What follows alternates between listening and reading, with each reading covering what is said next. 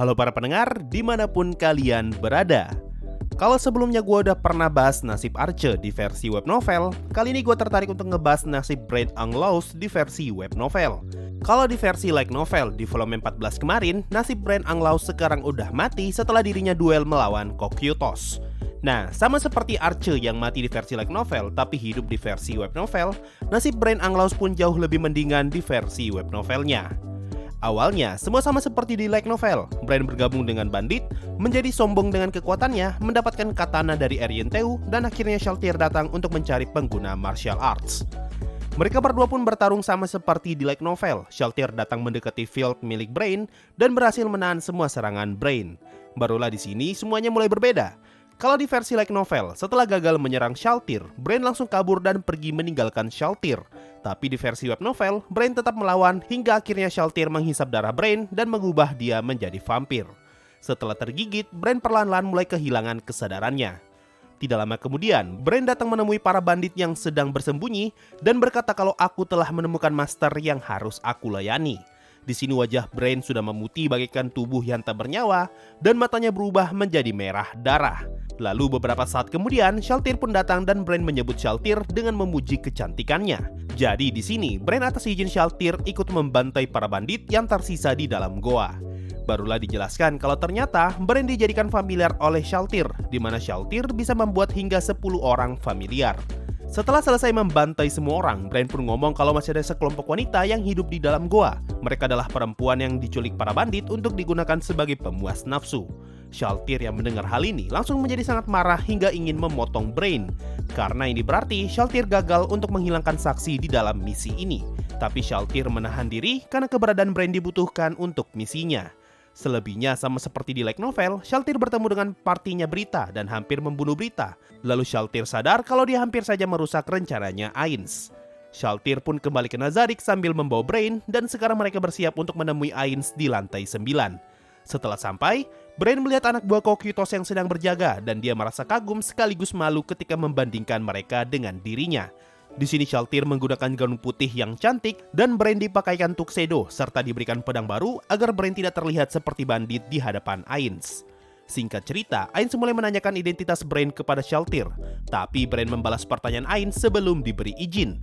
Hasilnya, Shaltir langsung menendang Brain dan dia pun terlempar. Meskipun saat ini Brain sudah menjadi undead, tapi dia tetap merasakan sakit akibat serangan itu. Setelah dimarahi Shaltir akibat tindakannya yang tidak sopan, Brain pun meminta maaf dan dijelaskan kalau Brain merasakan sensasi yang sangat menyenangkan meskipun dia baru saja ditendang. Wajah Brain yang membengkak akibat tendangan Shaltir perlahan-lahan mulai menunjukkan ekspresi kegembiraan. Melihat pemandangan ini, Ainz pun mulai merasa tidak nyaman melihat mereka. Kemudian, kita pindah ke cerita di mana Brain berada di lantai 2 Nazarik. Dijelaskan kalau pemandangan yang Brain lihat sangatlah mengerikan.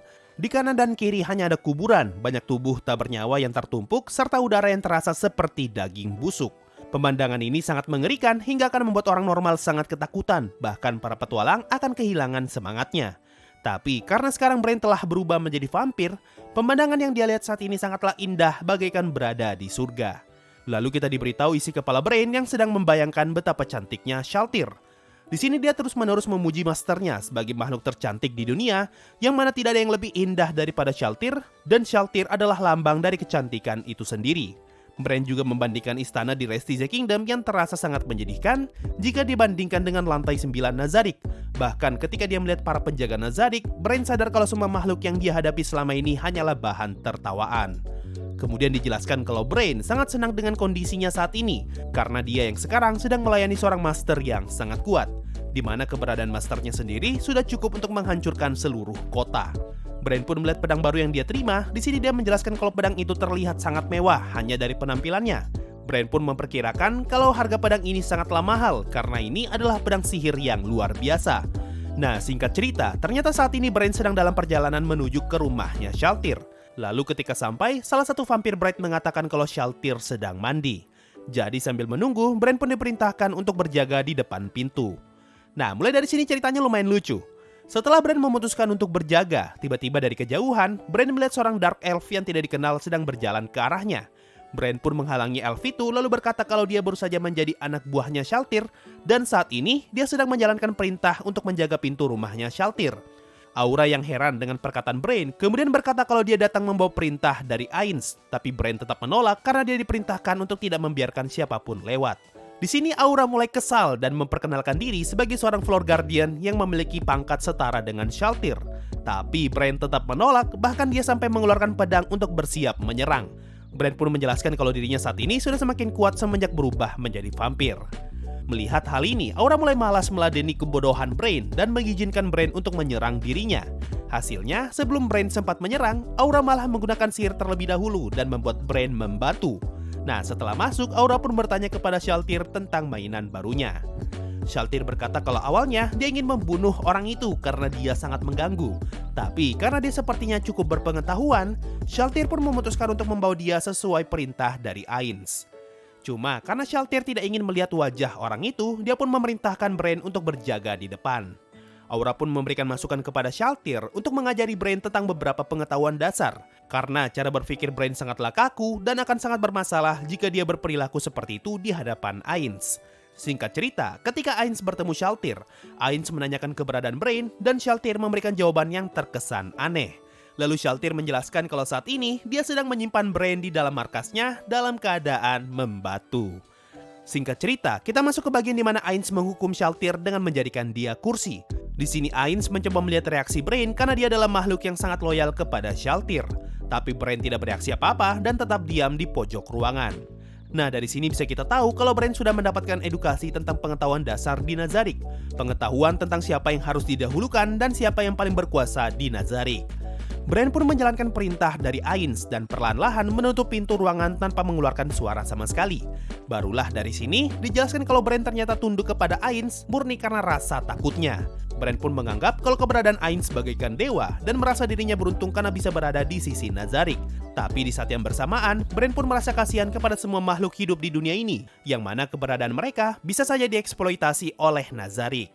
Singkat cerita, sekarang kita masuk ke bagian invasi worker. Kalau di light novel, Arya Uzrut bertarung melawan Hamsuke. Nah, kalau di web novel, Arya Uzrut bertarung melawan Brain yang sudah menjadi vampir. Lalu dijelaskan kalau saat ini, Brain ikut berlatih bersama para Lizardmen. Singkat cerita, sama seperti Hamsuke, Brain pun menang dengan mudah, tapi di sini dia tidak membunuh Arya. Akan tetapi, Brain menggunakan potion untuk menyembuhkan Arya karena dia menerima perintah dari Kokyotos untuk jangan membunuh Arya. Lalu dari sini, sekarang kita pindah ke bagian di mana Aura bercerita tentang masa lalu Nazarik. Nah, salah satu yang mendengarkan cerita itu adalah Brain yang di sini disebut sebagai Vampire Swordman. Kemudian kita pindah lagi ke bagian di mana Ainz datang ke lantai 2 dan bertemu Brain yang sedang berjaga.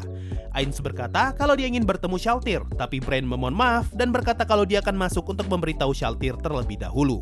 Di sini Brain kebingungan antara takut mengganggu Shaltir dan takut membuat Ainz menunggu. Singkat cerita, beberapa chapter berlalu, Ainz lagi-lagi bertemu Brain, tapi kali ini dia lupa dengan namanya Brain.